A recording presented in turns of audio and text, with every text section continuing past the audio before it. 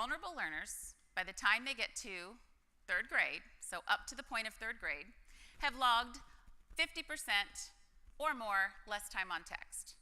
So they have less time spent on text. Now that's not so unusual to consider because poorer readers read less. You know, the best way to become a better reader is to read.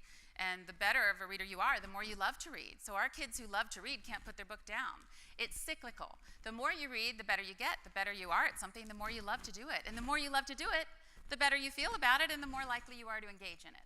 Kids who are poor readers tend to avoid a book like the plague because it's hard, it makes them feel like a failure. So they don't want to pick up a book unless you make them. And of course, the less you read, the worse of a reader you become, and the worse of a reader you are, the less likely you are to want to be anywhere near a book. So it cycles out and compounds on both ends. And it's a real problem that they've logged 50% less time on text when the best way to become a reader is to read. Actually, the only way to become a reader is to read.